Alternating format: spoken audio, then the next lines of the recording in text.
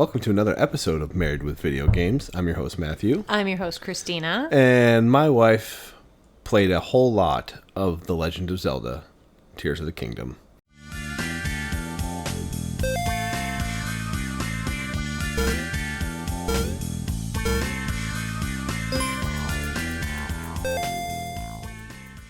You played a ton of that. I played over 100 hours. Yes. There was a lot of hours. When we did our original First Impressions podcast, we had played 10. So 10 times the amount. You have put a lot of time into this game. I have, and I feel like I really haven't done a lot of side quests. I didn't go back and listen to that podcast because I want to see what I said after the fact and seem like a fool, or maybe I was going, hey, I was pretty close to where I would be at this point. Okay. I don't remember. Did you listen to it before? I listened to it earlier this week just because it was the day that I was like, I'm gonna do Ganondorf tonight. We're just gonna beat it. Mm-hmm. And I'm like, I'm gonna listen to our First Impressions podcast. So I listened to it earlier this week. Well, this is not going to be complete. This is not going to be full of spoilers. Dog. Yeah, my dog is gross. But this also will not be a spoiler-free podcast. There will be some talk. We won't really go over the end of the game, like the end stuff. We won't? No, we're going to leave that alone. People can play through it and figure out the very last, story stuff. But we can talk. Story stuff, because I kind of want to talk. I'm going to type a note of just Ganondorf battle.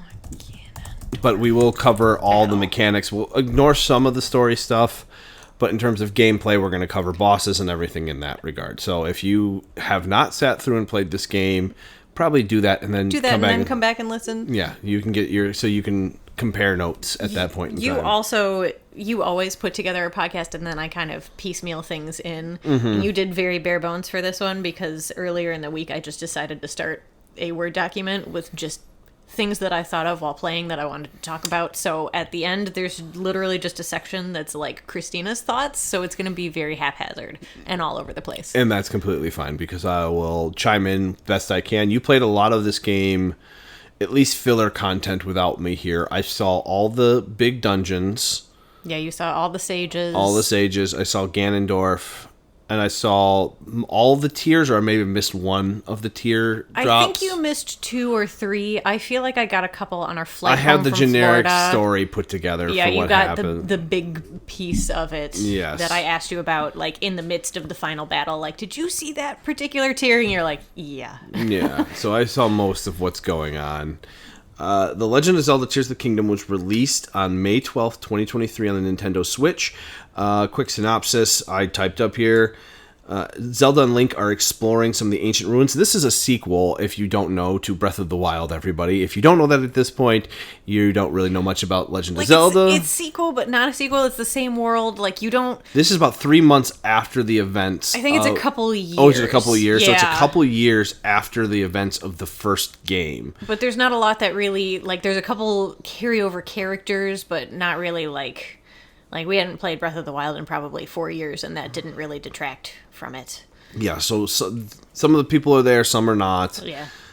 But it is they called it a sequel to the game. Yeah. It's the same world. Not many of the Zelda ones are in the same game world specific. It's all Hyrule. Yes. This is in the same era. Is that a good way of saying it? Same timeline. Because I think this was trying to bring everything into the same timeline. Yeah, and I don't know the Zelda lore well enough to really get into that nitty-gritty, but continue with your synopsis. Yeah, but they're exploring the ancient ruins of the castle. They stumble upon, you guessed it, a grotesque hand holding Ganon at bay, or Ganondorf. He breaks free and causes all heck to break loose all over the kingdom. It's up to Link to figure out what happened to Zelda and regain his lost powers, because you lose all your cool powers. And then you get some help from some friends again. Yes. Like you did in the first Tears of the Kingdom, Breath of the Wild, yes. Zelda-like game. So I have some Master Sword reviews here section. Yes. This game got really high reviews, did it not? It did. Okay. So Metacritic has a 96 from critics and an 8.5 from users. Okay, yep. I went and looked at Breath of the Wild because I was curious. Breath of the Wild was 97 from critics, so one higher, and 8.7 from users. So pretty much on par, just like a little bit lower. Interesting. Yes. The lower is on track. I would have thought the users would have rated it higher. Breath of the Wild? Yes. Agreed. I was surprised that it was only an 8.7. I thought it was like a 9.3. I was thinking 9.5 range from users. I was thinking 9.5. Anyway, okay, that's news to me. I know. I did research for this one. I'm like in the Zelda zone. Okay. IGN Positive, I just went with their overall verdict because I did not know what to focus on. Okay. So, their overall verdict. The Legend of Zelda Tears of the Kingdom is an unfathomable follow-up to one of the greatest games ever made, somehow improving upon it in nearly every way, be that with simple quality of life improvements, a genuinely exciting story, or wildly creative new building mechanics that make you rethink what is possible. It both revamps old ground and introduces vast new areas so immense it somehow makes me wonder if Breath of the Wild was actually all that big, with an almost alarming number of tasks to complete, mysteries to discover, and delightful distractions to keep you from ever reaching that place you naively thought you were headed. Nintendo has followed up a triumph with a triumph, expanding and evolving a world that already felt full beyond expectation and raising the bar even higher into the clouds. Pun intended. Yep. All right, and so what's the negative? So, negative was from Slant. Okay. And I also have a note after the fact for what I pulled. Slant negative. Turns out, outside of a few neat new bells and whistles, the game too often feels like a glorified DLC.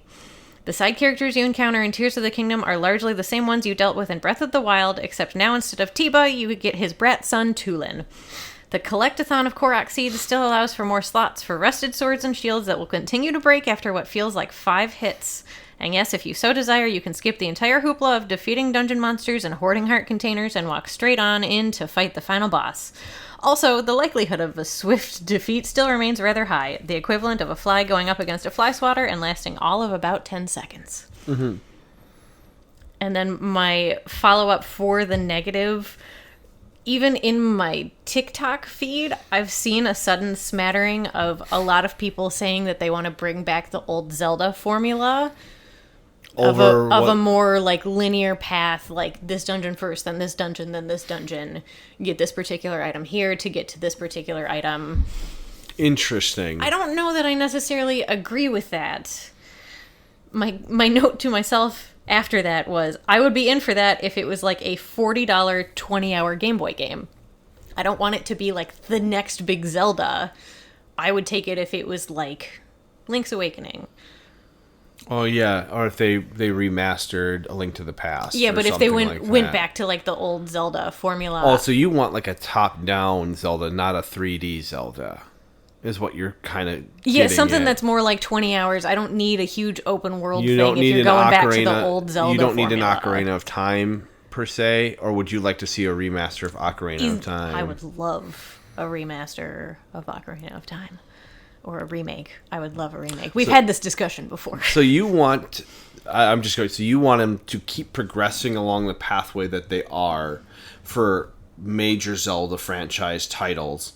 But if they're going to make cutesy offshoot ones, you wouldn't mind $20 to $40, 10 to 20 hour linear style Zelda game. I don't think they will ever go back to that old Zelda formula. Or if they do, it'll be like a half and half mix of like maybe... Kind of like in Ocarina of Time, you've got like the 3 dungeons, and then you skip 7 years. So maybe you have like 3 dungeons, and then the world opens up. Not necessarily like the opening area. What if they did a partial open world, similar to Ocarina of Time, but you have massive zones to explore versus one giant world? Kind of like Immortals: Phoenix Rising. That, or think of it more like Monster Hunter, where you go on a mission and you go into a giant open area to explore, but then there's a central hub afterward that there's exploring to do in the central hub, but there's more of you go into this massive area and there might be a dungeon in that area and caves and stuff to find, but they're sectioned off, a loading screen section off. Yeah, that'd be fine too. Versus how this one is where you just kind of go into it. I could see them kind of going back to something like that. I don't know. I guess it'll be interesting to see how other large name games respond to Tears of the Kingdom, I guess, because there was a lot from Breath of the Wild. Okay, I have comments on that. I don't know if I should leave them here now. I don't know. I'm just going to leave them here now. I still think Elden Ring was better. I figured you felt that way. I still think Elden Ring... I feel the one thing that Breath of the Wild did very well was made the exploration very cool. I have a comment about that later, but the payoff isn't there at the end of that exploration most of the time. Most of the time, it's not there. So you get into this mode where you're like, oh, this cave's really cool. What am I going to find? And every once in a while, when you get a cool outfit piece, that's really cool. Hitting that exploration didn't hit home the same way. So do we just want to hop on this now? We can hop on this now because real fast, I'm just going to list the new and old abilities. No, just go into it. We have new and old abilities, but let's talk about this and then we can jump into the abilities. Yes. So my comment that I have was I did not do a lot of open world exploring in this game like I did in Breath of the Wild. There was such a focus on building vehicles that it never super like synced in my brain to like, oh, I should make a vehicle to go explore this. Like that never clicked for me, and that a lot of this game was just an emphasis on that. I think I unplugged my thing. Are you better? Yeah, I can hear. Yep. Sorry, everybody. Mine too. But like climbing to see what was at the top of a hill kind of felt pointless, and I don't know if it's because it was basically the same Breath of the Wild map. So I'm like, I already explored that in the last game. I don't need to go see what's up there because I've already seen it, even though it's a new game and there's probably something else up there. But kind of what you said, the payoff wasn't always there. Like, we do complain in our first podcast about this, our first impressions, that chests were not great, especially in the beginning. They got a little better, but they never became great. They never became super great. You never got like super awesome weapons or anything like that. Like the best you could get was like 10 bomb flowers, which was fantastic. But like, they're bomb flowers. I thought the armor was kind of cool. The armor was super cool. Why can't you upgrade all of them? What's the point? I know. For me, that's so silly. Why can't I take my favorite armor set and just upgrade it? Oh, I should grab my Switch and we can go through like all the armor pieces I found. Because I found like Tingle's hood. I found Midna's helmet. There's a lot of really cool... You got Majora's Mask. Yeah, that's also a note that I have about that. But I just feel... So my complaint really is when you get these cool items, they're just kind of one-shot wonder thing. It's like, oh, that's really cool. Yeah, it's like a fun Easter egg, and that's about it. But then it's kind of just sitting in your inventory, taunting you when you go to a great fairy fountain. You go there and you go, why did I go through this entire fight? Yes. For this. Yeah, I watched someone hack the fight for Majora's Mask to be like, I don't need all their gear, I just want the mask that does nothing for me. Well, it has like the one ability of like, you can walk through hordes of enemies and they just ignore you. Which is pretty cool. Which is cool, but like, you don't need it. No, you don't need it. Let's go over the abilities real quick. Yeah, let's go back to the order of things. So, the old abilities, they had Remote Bomb, there was a circle and a square variant. It was Cryonesis. Yeah, I call it the Ice Ice Maker, Ice Builder. What was the item movement ability? That you could picture taking, you had Stasis, you had the Mutus, and then Magnesis, because you could move around objects. The new ones are, almost none of them are the same. You have Ascend, which allows you to go through rocks up to a certain height or any structure. Do you know how they came up with that one? No. They had one of the guys play testing just like an area, and he was in a cave system and got to the end, got the chest or whatever it was at the end, and then I think it was a hack that they had built into it where he just went straight up to whatever it was, and then they're like, oh, that'd be a really cool ability. That's funny. Sorry, continue. It says Map, Auto Builder, which we'll get into that in a minute. Yeah, I have a note about that. Recall, which allows you to reverse the time of things, which actually was a pretty cool ability. Yes. So versus Stasis, where you froze something, this would shoot something Shoot it back in time. You have the amiibo again, the camera, Fuse. That was the big one. And then Ultra Hand. Was the biggest of them all. Ultra Hand and Fuse were kind of one ability. No, Fuse was the weapon one. Fuse was fusing things to your weapon, and Ultra Hand was building things. And that let you stick things together with Ultra Hand. You could move it. It was a combination of the old item movement ability, but you could stick things together. Yes. The auto build was... We actually talked about this in, again, this our last podcast. podcast. This is an ability you can completely ignore. You can completely miss this. It's completely optional, and we were missing it in that first podcast of like, oh, we don't know what that last slice of the circle is. And it's basically some vehicle or something you've ultra-handed together. I think it takes your last 30 or so.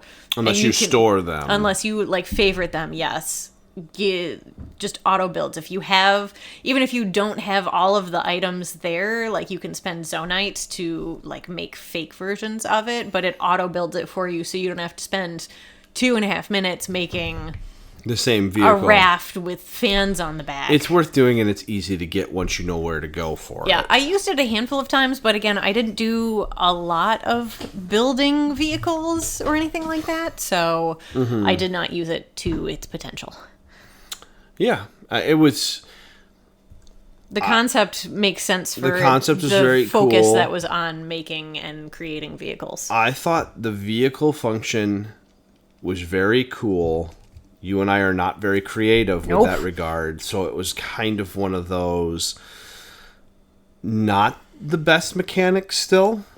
And this game had a heavy emphasis on the building. I thought the flying machines were cool to get around. Which begs the question, why put horses in the game? Other than the stable system. Stable system. It's points. It's a Zelda game. Yeah, the pony points was fun. They're in Zelda games. Yeah, that's fair. I just was like, I didn't see a purpose at the end of it other than the pony points, which almost amounted to nothing at that point, too. I didn't use horses in Breath of the Wild, either. I just wanted to explore and climb things, and I'm like, I'm not going to climb things if I have a horse. I don't like leaving my horse just out in the wild, even though I know it's a video game and it doesn't actually affect them. But I feel bad leaving them out there. You feel guilty for leaving your horsey around. Yeah, so I never checked them out of the stables. And I do have Epona, because we have that little amiibo from Canadian. So if you listen to this podcast, Canadian, we still have that amiibo. Is it the Twilight Princess? Ocarina of Time, Link. Is it? Okay. I think it's Ocarina of Time. It might be Twilight. No, because I'm gonna just go grab it. The Twilight one gives you the wolf. Oh, is that what it was? Okay. Yeah, this one gives you Epona. So I think it's But I got the pants of Twilight when I scanned it once, I think you can get them from using right. various links from different games. Something along those lines. Yeah, that's fine. We don't know much about amiibos, but we have two Breath of the Wild ones and then the one from Canadian. So I'm going to read this next part, and then we can kind of cover this, because this is a big thing. The game bragged about being in the sky, hit a world map that was larger than the sky and the regular map combined. Mm-hmm. So it's all underground. It had familiar locations. So when you're playing the game, the overmap is very similar. It's exactly the same. It's completely mirrored. The other big difference of that map is that some of the locations that you went to in Breath of the Wild are more easily accessible. The Goron village, you don't have to have that heat resistance to get into it anymore. You don't need to be wearing Flamebreaker in their village. Oh. Did you? Yes. I don't know if you noticed that or not. Yes, I did notice that. Yes. When you go and enter the Rito, it's freezing cold, and you have to do something to deal with the freezing cold. Yes. There's things where it wasn't frozen or wasn't warm, or there's sludge everywhere, and so you have to clear up the problems that the old areas had. All the undead attacking the Gerudos. That was cool. Yeah, that was really cool with the Gibdos. I thought they were the Redeads from Ocarina of Time. They're similar. They were Gibdos, which I guess are in other Zelda games. Yeah, they are. Okay. I think they're just the skeleton monsters. Yeah, that you fight. That we've seen in like pixelized versions and not 3D. Not in 3D. So they hid this entire area that we called the Underdark. The Underdark, because I could never remember that it was the Depths. The Depths, but we call it the Underdark. Underdark is from D&D. It's a D&D reference, everybody. Yeah. But the Depths, it's huge. You have to. It's all pitch black, and you find these light roots to light up the air. When you first, especially when you first get there, there's new big monsters like Froxes. Yep. And other such entities, and you get this stuff called gloom, which takes away some of your hearts. We'll cover that with the Ganon fight or Ganondorf fight, but they lock out you from healing, and you have to either get to a light root or go to the surface to re-heal those hearts, or make food specifically to deal with it. Yeah, to deal with the gloom. Sundelions. Sundelions, yes, Sundelions, and then you can make gloom resistance with the dark clumps. Yes, yeah. Or the armor, the gloom armor. Yeah, the gloom armor. The KKK hood. All the TikToks I saw of people taking the gloom armor, that does look like the KKK cone heads, and going to the dye shop in Hitano Village and dyeing it white and being like, "Dear Lord Nintendo." But no, it just does like the scroll work, so Nintendo was thinking about it. Yes, they were aware of what they made. We're in your topics. Did you have anything else about the depths you wanted to dive into, other than let's just start going through the litany of things that you have to say, and we can talk about them? So, I have a question. I'm watching our child on the monitor too. I barely explored the sky.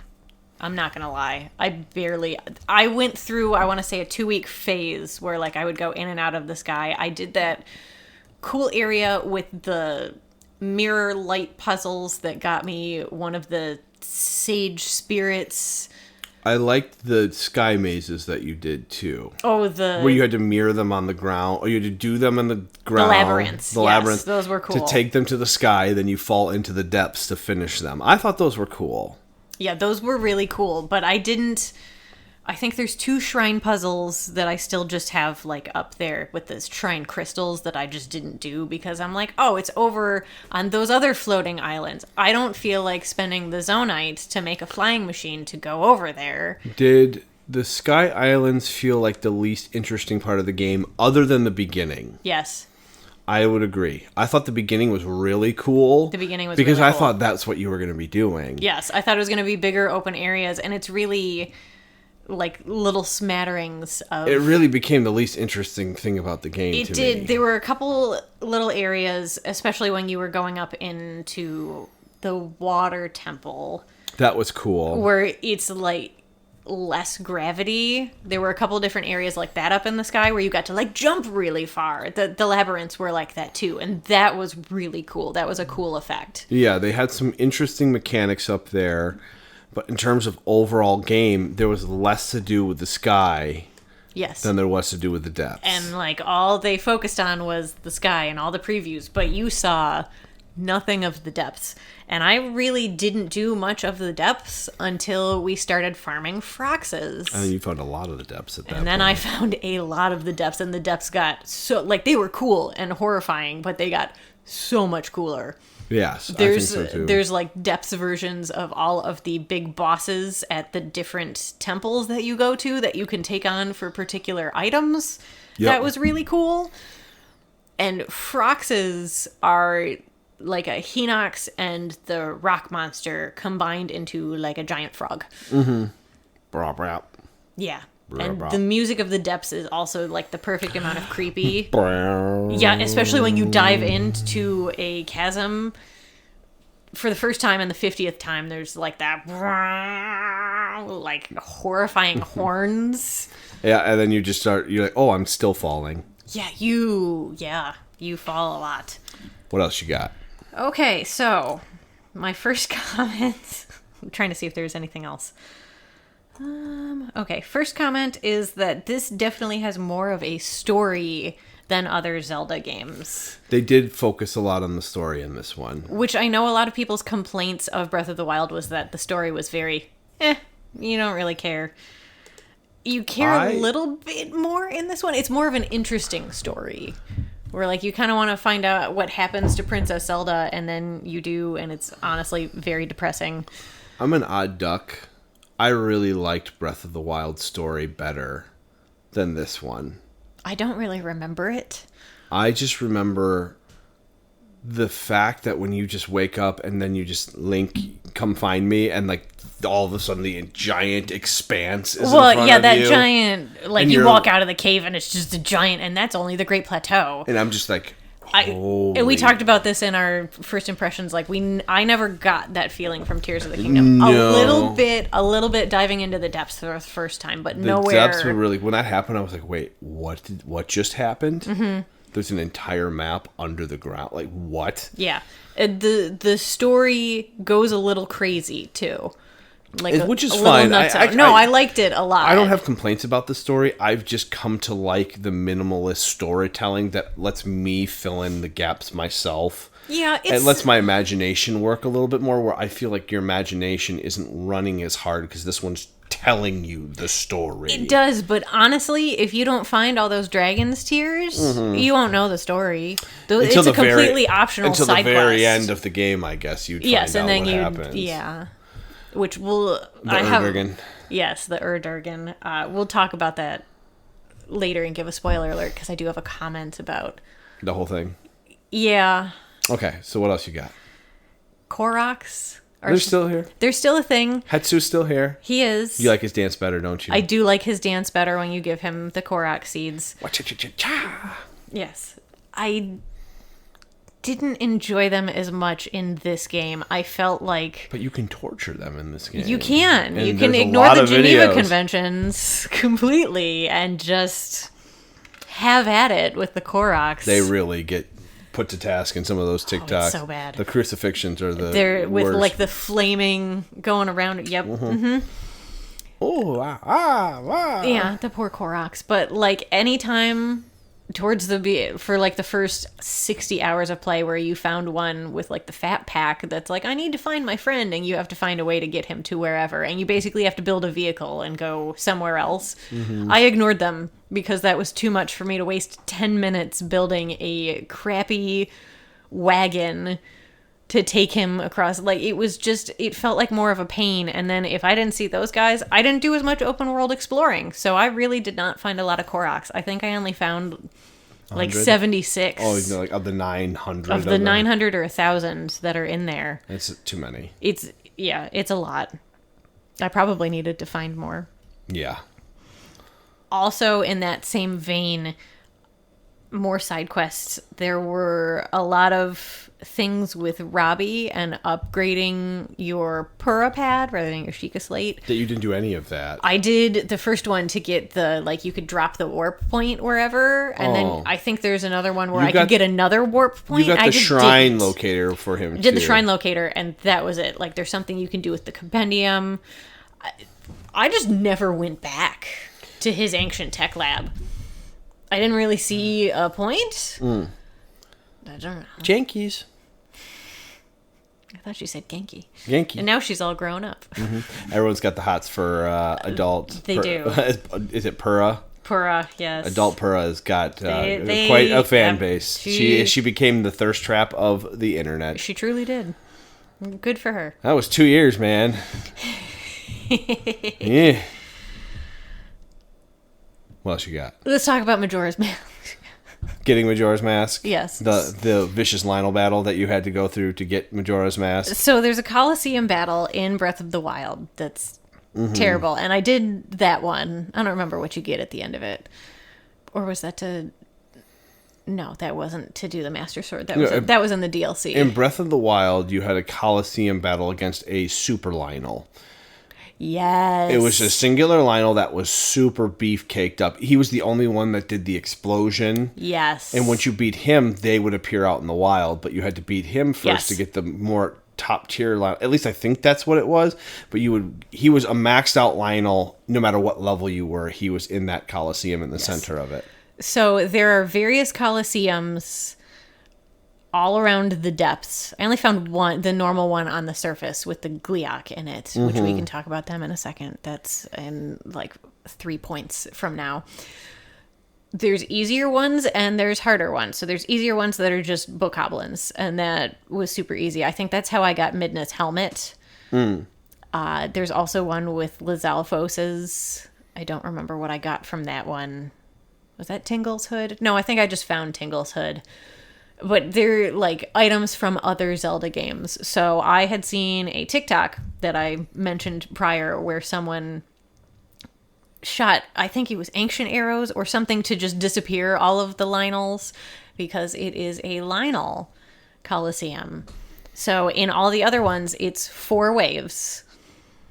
It's 5 waves of Lynels. You get through the 4, so it's a basic Lynel, and then it's, I think, a blue Lynel, and then a silver Lynel, and then a black Lynel.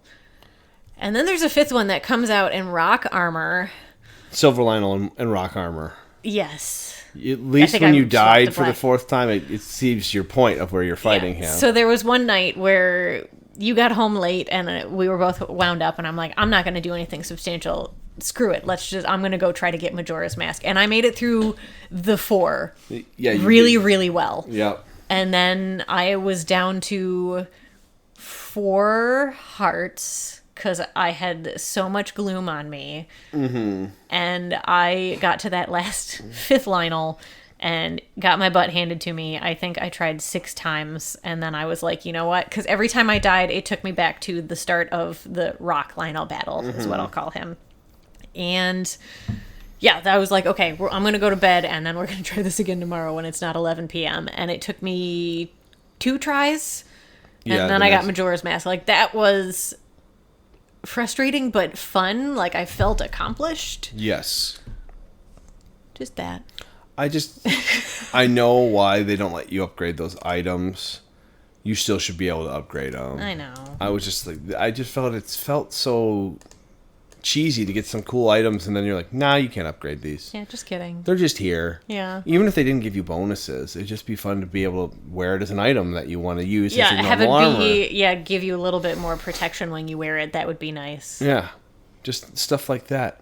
I did enjoy you hunting the bubble guppies. What are their actual names? Oh gosh, I would have to look it up. So up. there's bloopies that are turned into these weird frog-looking things, and when you find them, they drop bubble gems, which is why I call them bubble guppies. Bubble frog. Bubble frog. Yes. Bubble guppies is better. Yes. So that is actually a good note. One of the coolest additions outside of the depths for this game was the addition of caves.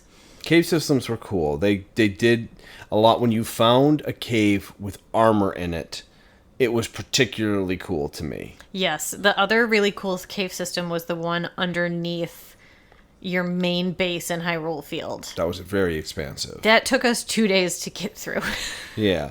I really liked the cave systems because there were times where you're like, I don't know where this armor is. And I'm like, did you look behind that waterfall? Or did you look and that little crevice right there? And then you crawl up and then it's right there. Every cave has a bubble frog. And when you look at your map, you'll know if you got it if there's a check mark on the little cave icon. So, like, there's still one cave that I went to. I'd have to look up where it is. I have no idea where the bubble frog is in it. I could not find it. But there's a bubble frog somewhere. There's a bubble frog somewhere. So, and there's a, what is that guy's name? Kilton's the one that sells, like, the monster items. It's his brother. It's literally like Hilton or Bilton or something like that. But he wants to eat them, correct? Yeah, he wants to turn into a bubble frog. I think there's an actual... No, he wants to turn into that deer that leads you to the caves. Yes. Yeah. He wants to evolve into one of those. One of those. And so he wants to eat bubble gems because that will turn him into it. He's not deranged. What are you talking about? Mm-hmm.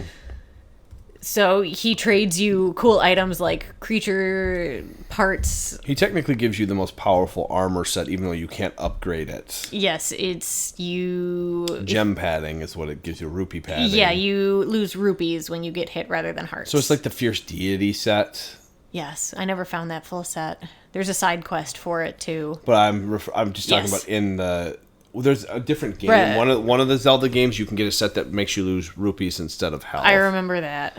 I don't remember which one, but it exists. Yes. What else?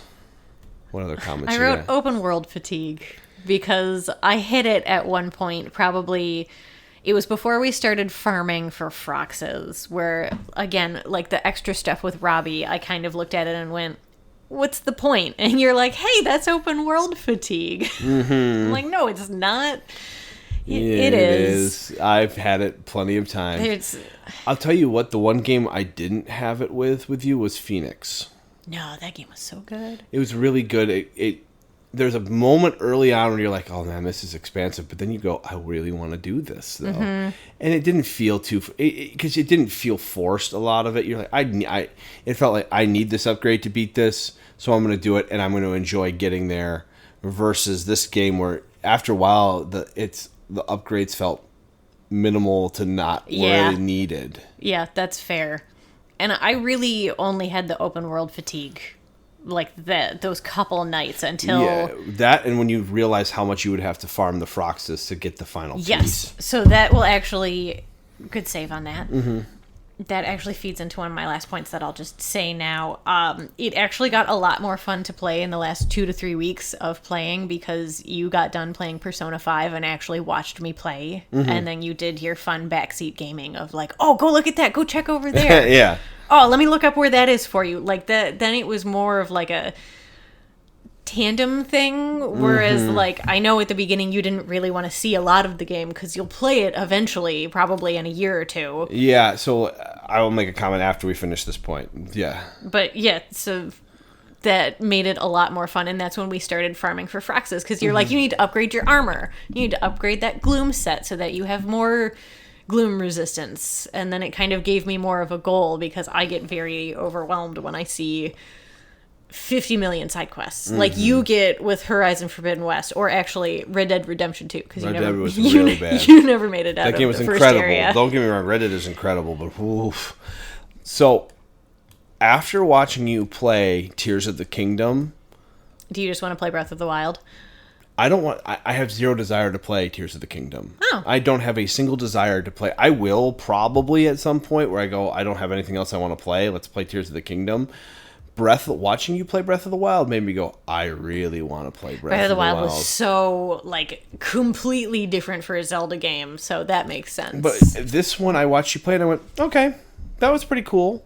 I don't need to play it now. I watched her do everything. Yeah. I'm going to be repeating what she does. I'm not good at building. It's not like neither of us are good at building. It's not like I have a strange skill where I am so much better at building than you are. Right. The only skill I have is I probably would pick the game up and be a little more proficient slightly faster than you. That you'd probably be better at the combat than me, much faster. But aside from that, that's it. Even playing ground. The rest of it, just watching you play, I went, I can't build anything more creative than that. I would move something slightly to the left because I have OCD where you put batteries on the stupid things. Yeah, I stuck batteries wherever. Yeah, and I was just like, oh. Fans had to be symmetrical, but batteries wherever. Oh, yeah, they looked like little zits on them. I was like, oh. Oh, yeah, that last one that I made where it was like in between the battery and then like off to the left and one was like sideways. No, you missed that. Oh, you missed that. I had to... I did a side quest for Lurelin Village, which this is a good feed into that, because that was one of the cooler things in this game, too, was saving Lurelin Village from the pirates. That is the only genuine payoff in the game that I liked. Okay. When you saved the village and you got to rebuild the village was the coolest part of the game. Hands down, there was nothing cooler than that in that game. So I was Googling because I couldn't remember Lurelin Village. I'm like, what's the name of the village that has the pirates and Tears of the Kingdom? And I stumbled upon a Reddit thread about it where people were complaining about the pirates themselves. Like, it was a stationary boat parked in Lurelin Village, and it was just bokoblins acting as pirates. And everybody's like, it would have been cool if the boats were either moving or if it was a particular, like, quote-unquote pirate enemy. Like, everybody was like, it should have been like the faction of the Gerudos that followed Ganondorf. Like, those were the pirates. Like, that would have been sweet. But instead it was just bokoblins, which is still fine. It's still a Zelda enemy. Yeah. Like, it was still one of the coolest things. And there were pirates out on the giant island. You missed me do that whole thing, but there were pirates out there. I think that would have been... I like when you can change the world. Yes. After you do something. So they were enemies that didn't respawn on the Blood Moons. Yes. I thought that was really cool. Another cool thing, this is a bit of a spoiler, when you find out what's up with Zelda and you defeat that factional thing, that point in the story. Yes. She stops talking during the Blood Moons. Yes, that was cool. Stuff like that, for me, is really cool when you can reshape the game. That stuff there, but Lurelin Village, the part that I watched, that part, for me, was the coolest part of the game. Yeah, so you defeat the pirates and you save Lurelin Village and then you help rebuild it. It's all completely optional. You have to bring particular sets of wood and straight palm trees and something else that I can't think of. And then people come back to Lurelin Village. And you find them around the world and they go back there. And they go back there. And then you can get free food. You get to play the treasure game for free. You can sleep at the inn for free because, again, you saved their village. And then once you do that, they want to add like something else to entice people to come there. So you suggest a water rally. So I went back to so you did do Terrytown and went to where you could do the racing. You build your own cart and then you do the racing. And I finished that part, and then you do the whole Link thing of like, hey, there's these people over here that want to do this. So then they go and do a water rally. And I went and did that. And that's where I stuck a bunch of batteries in horrible places that you would have hated. Yeah. So I'm not good at building. That's one thing. The game had payoff moments. It just didn't have the payoff moments as frequently as I would have liked. Yes. And That's fair. not every moment has to be mind-boggling. Not every part of Elden Ring was like, oh my god, this is the greatest thing of all time. No, it got really boring in the middle 30 hours for me. Yeah. So for me, here's the thing with Elden Ring. I think that Zelda missed for me. What I like about those games is Zelda did it once, whereas in this one, I would say a few times, but when in Elden Ring, when I stumbled into that Underdark, into that caverns the first time, I was like, oh, I had that same feeling when you went into the depths for the first time. I had the same like, oh my god, they did something cool like this. But what I didn't what you don't realize in that one is you look in the distance and it's kind of the same, but there's another zone, but I can't get there from here. I have to go to this old area, find this warp point. I had no idea, and all of a sudden I'm in the Underdark again. How the heck did I get here? Where am I? I remember that whole little area, yeah. And then there's entire cities underground in Elden Ring, where I was hoping you would have some lost villages to explore down there, not just enemy camps. I want to say it's just the Yiga clan. Which was cool. Yeah. Finding Master him, Koga comes back. He's cool, and he's hilarious yet again. Yes.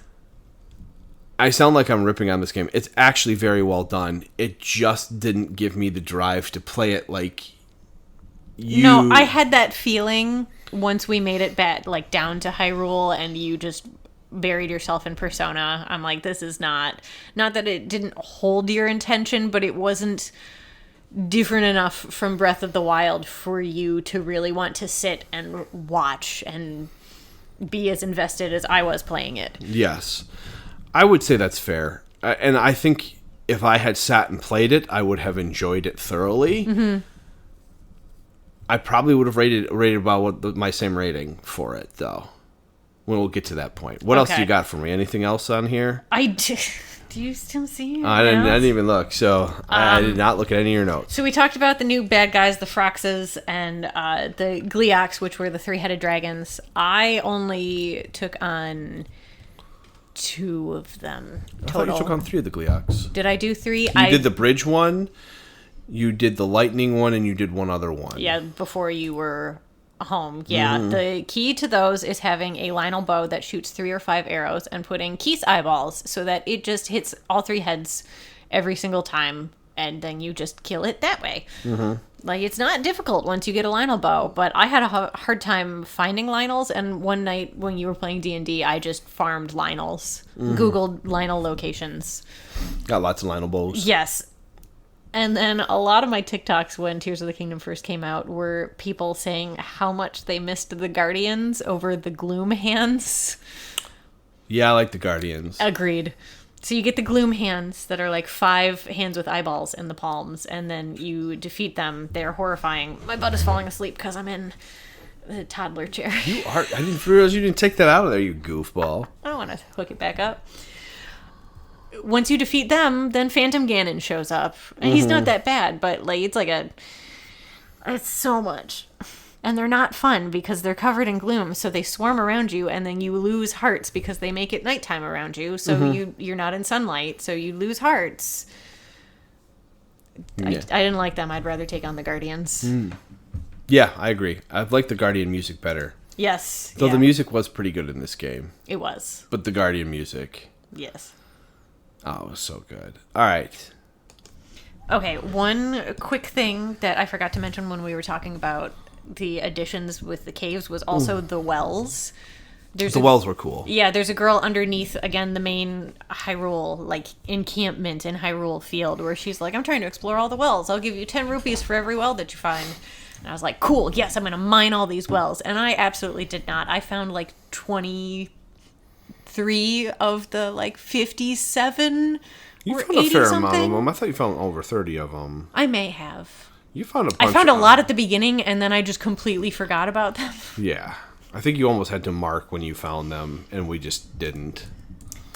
Well, they mark on your map. Oh, they auto mark. Yeah, Oh, so if you okay. found them. So there was once or twice where we were at a stable, and then I opened my map. I'm like, why isn't this well marked on here? And then I apparently didn't go down it, so I went down it then. Oh, yeah, because they're at all the stables. Yes. One of the other awesome things that they added were the bargainer statues. The bargainer statues were cool. Those were the guys that helped move Pose to the afterlife from the Underdark. Yeah, and then they give you cool stuff. Yeah, so the more of them you find, the more items they have for sale at their shop for Poe souls. And that's where you get the Gloom armor as well. You have to find, I think, all of the statues. I think there's 4. Which is super useful when you do it. It by is the really way. useful. Poes are pretty cool in this game. They're just little glowy lights that you find in the Underdark. You just collect. They don't try to shoot you with arrows or hit you with lanterns. They Spinning horrified me in Ocarina of Time. You got to talk about your Ganondorf fight. Okay. I know that's a big point for you. It is. I have like one other quick topic I was going to say. Go ahead. I want to hear it. So one of my favorite things to do in Breath of the Wild was to go to the top of a tower, look around for a shrine, and then go to that shrine. And I felt like that was less of a thing in this one. The shrines didn't seem as out in the open. Oh, I did like that you could shoot yourself in the air to all get the way places. into the sky. That was freaking sweet. Yeah, that was awesome. And shrines overall felt easier as a whole. Like, there were only maybe 5 that I had to Google. Like, what the heck am I supposed to do in this one? Yeah, I helped you with a couple, but for the most part, you were pretty proficient with them. Yeah, they weren't terrible puzzles, which was kind of nice. Mm-hmm. So, okay.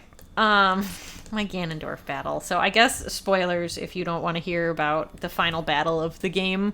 The 15-point part fight. Yes, so I was talking about this to Mom today because I was like, I beat Zelda earlier this week. And she's like, yay! Because she always watched us play all the old ones. And we walked into it, and I made like a million fancy, expensive, powerful weapons and a ton of food. And you were like, this is going to be a 3-part battle, isn't it? Like every other Ganondorf battle in every other Zelda game. I'm like, yeah, probably. And the first phase took me 45 seconds to get through. Like, Yeah. it wasn't that hard. And then the second phase, I stalled out. I lost my timing on when to flurry rush, and the cool freaking thing is that he can flurry rush you back when you try to fight him. Like, when you try to swing, he flurry rushes away. It's awesome. It's really frustrating when you lose your timing and he evades every single thing you do. Yeah. And then when he does particular powerful moves, he for the course of the battle, but he permanently takes a heart away, and not the grayed out ones like when you have gloom on you. He legitimately takes it away from you. I think they have to be gloomed first, and then he removes the gloom. Oh, is that heart. what it is? Yeah, That makes sense. That's what it looked like to me. Okay. So I think if you healed past it would be fine, but yeah, you lose him for that battle. Yeah, otherwise. I think I lost 5. I had 25 hearts, and I think I lost 5. I only had the top row left at the end of it. Yes, he was doing some stuff. But when you finally got through it, the last part was a cool ending battle, Yes. but it was a lot easier than the... It was infinitely easier. So, like, the second part was really bad, and then the third part, the final battle, was actually really, really cool. They did a and good very job of- epic. Yeah, if you think about they it. did a nice epic scale, not very hard, just very cool in scale fight. Okay, I have one more point, but it's big spoilers for the story. All right, big spoilers, everybody. Beat the game first and then come back and listen. But what do you got? So, I guess I'll explain what happens in the story. So when you find Ganondorf underneath the castle at the beginning... Whoa, big spoilers! Big spoilers, I know. This game's been out for 3 months. It took me forever to beat it. He destroys the Master Sword, and then Zelda falls further into the depths with the Master Sword and disappears, and then you wake up on the Sky Islands. And she ends up traveling back in time to the beginning of Hyrule when, like, I don't know, a couple weeks before they take on Ganondorf initially to, what is it called? The Imprisoning War is what everybody refers to it as.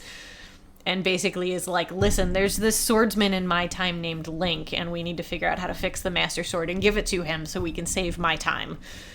Which is very cool. And obviously they don't defeat him, and a lot of the sages die because of it. And they basically tell Zelda that if she eats her little leader bean, as I called it, her secret stone, you turn into an immortal dragon, but you lose yourself. So lose yourself in the moment. Eminem song was playing when it happened. I was blown away. I don't know how they got the rights to it. Way to go, Nintendo. Excellent. So she eats her leader bean, as I kept calling it from The Simpsons, and turns into the light dragon that's been flying around Hyrule that you've seen up in the sky with the Master Sword in her head healing it. So in the third part of the Ganondorf battle, he turns into a Ganondorf dragon. The demon dragon. The demon dragon, and then you fight him on Zelda's back. And it's just awesome because it's two dragons fighting in the sky. He of went Hyrule. full nuclear explosion up there. He did. I thought he was going to wipe out Hyrule with that. Truly, he did when you defeat him. So you do end up, after you defeat Ganondorf, Rauru, the first king of Hyrule, and the queen, whatever. the queen, I can't think of her name, I feel really bad, but she's one of the sages that dies. Ganondorf steals her leader bean. They use their combined powers to turn Zelda back into a human being, so then she's saved. I would have loved if you had defeated Ganondorf, saved Hyrule, and then, like God of War Ragnarok, you had a couple more hours of gameplay where you tried to figure out how to turn Zelda back into a human being. I just wanted Link to hook up with the Gerudo lady. Riju? Yeah, whatever her name is. I believe it's Riju. Yeah, he go on a date with her. Come on, man, this is a good idea, and you just undermined it with a joke. I'm sorry. I actually think it would be a good idea because that was God of War. You could keep playing with Freya and move around, and I liked that aspect of it. There was more to do. Atreus had left you, but like you still had other things you could do. Yeah, you could clean up all the stuff that you didn't do before with Freya. I had hopes that maybe Zelda had done that, and I think I mentioned it to you, I don't know, a couple weeks before I took on Ganondorf. Like after you find out, you see the teardrop that she drops, so like that, those are her memories. That's why it's Tears of the Kingdom, the dragon's tears. Like if you had found that, where was I going with this? I mentioned it to you, and I'm like, what if they had like more? Like you could actually go play in Hyrule once you've defeated Ganondorf.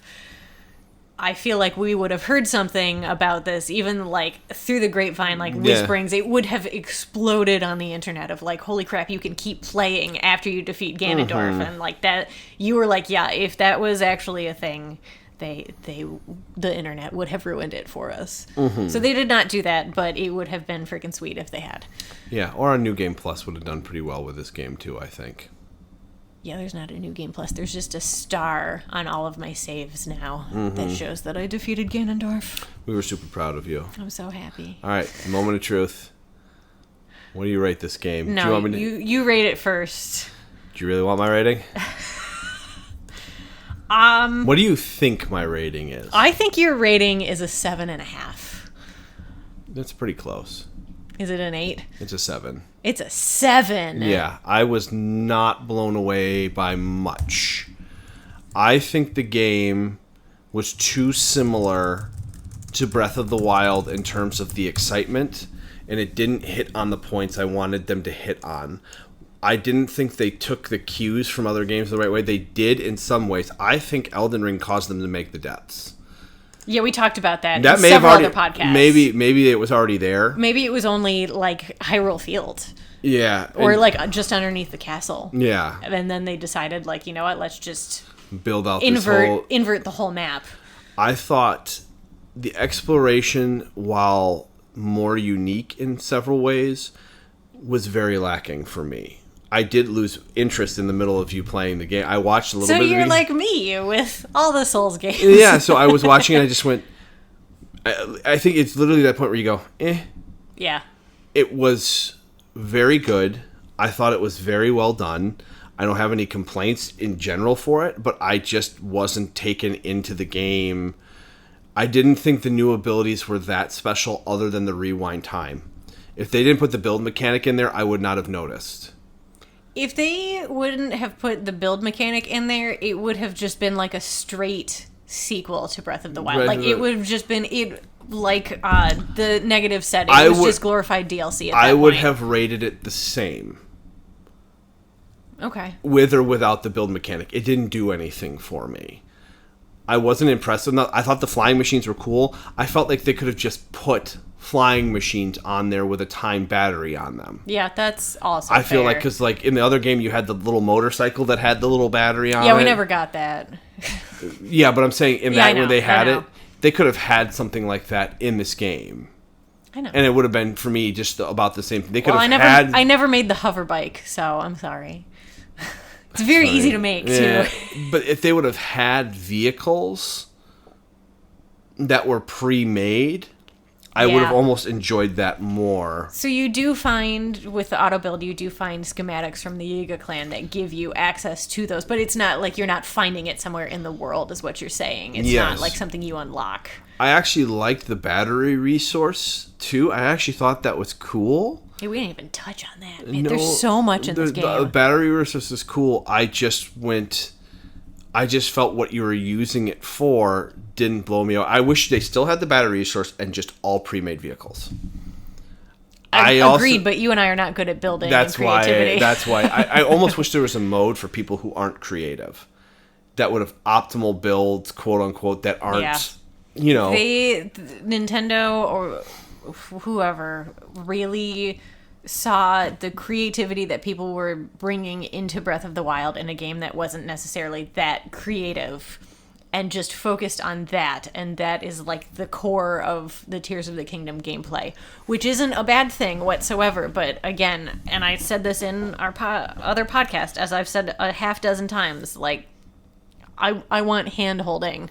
I don't want to have to think creatively in a game like that. The fuse mechanic was cool, but after a while I was wishing you would just find weapons. Yes, that was one of the things that I struggled with as well. I wanted to find really cool weapons, but instead, like, I had to use Lionel horns, and then I'd use a Lionel horn, and then I'd go to a Great Fairy and be like, well, crap, now I don't have enough Lionel horns to level up this set of armor. Like, I needed more resources to be able to do everything I wanted, and I didn't want to have to farm things. So that part I didn't, and I want small magic to come back to Breath of the Wild universe where it's not there. Link actually having a magic meter magic again. That'd be cool. I mean, they use it in the form of like breakable fire rods, I guess. Yeah, more of the elemental attacks with the so it's magic still rods. There.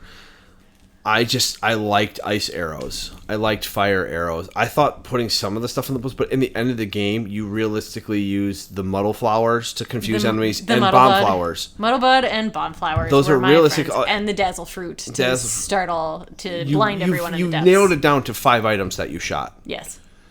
I know there were more combinations for powerful attacks. Mm-hmm. I know ice and then lightning is a good powerful combo. Mm-hmm. But you didn't do that. No. Because it didn't matter, because you were crushing everything by that point. Yes.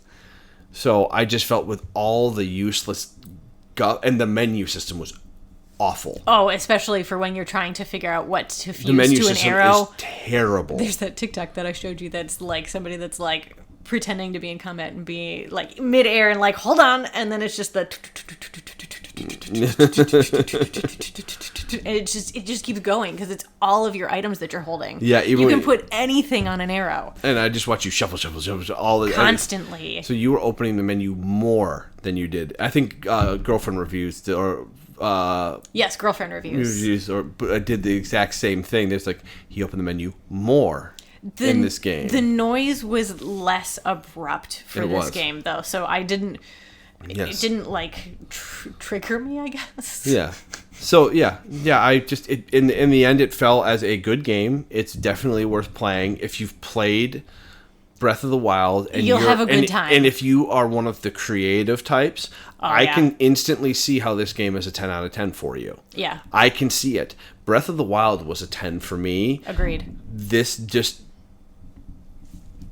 was more. You are feeling how I felt watching every single trailer for this game, where I was like, it just looks like glorified Breath of the Wild, and I didn't feel like they would do enough to really catapult it over Breath of the Wild.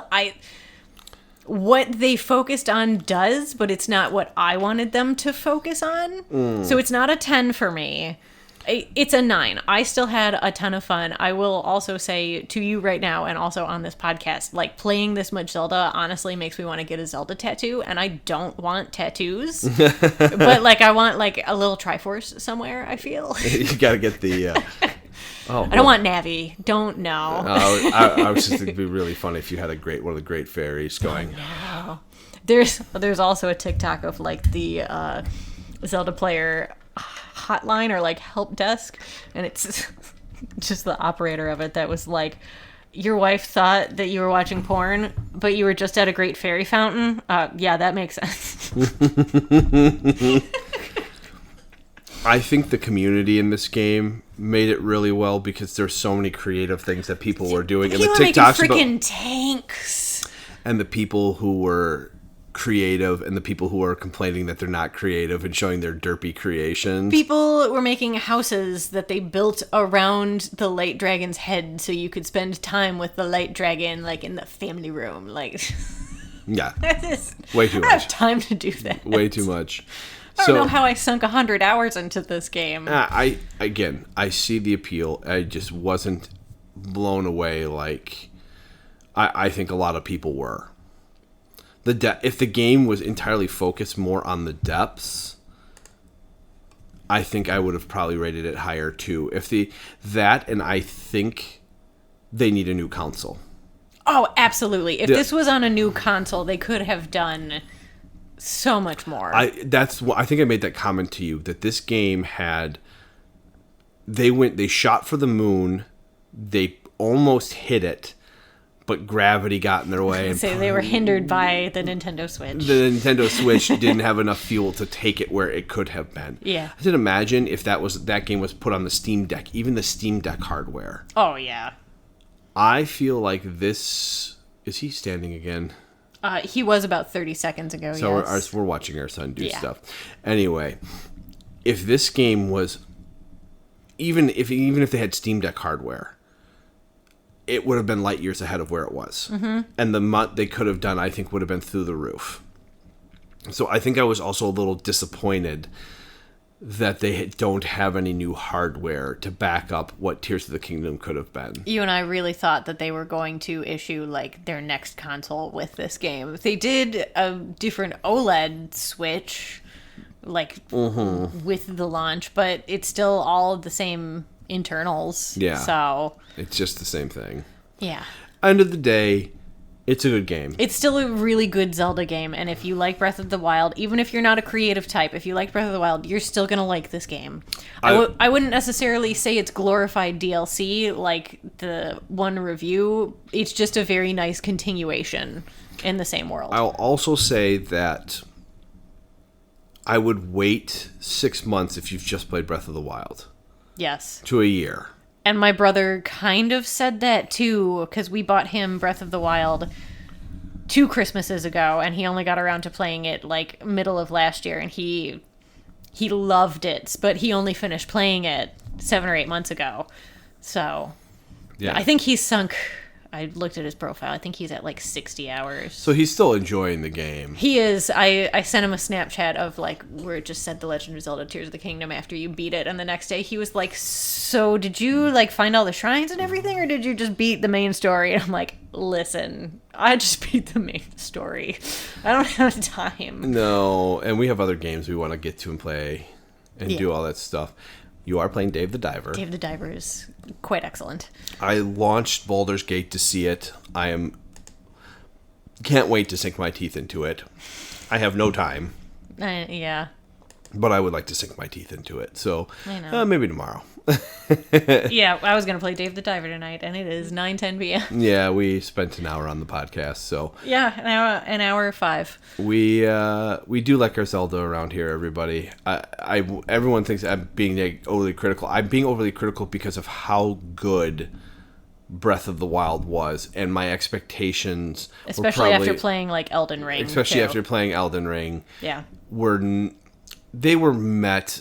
You wanted them exceeded, and they weren't. It exceeded. I would like, if they had gone on par with Elden Ring, I probably would have given it a 9.5.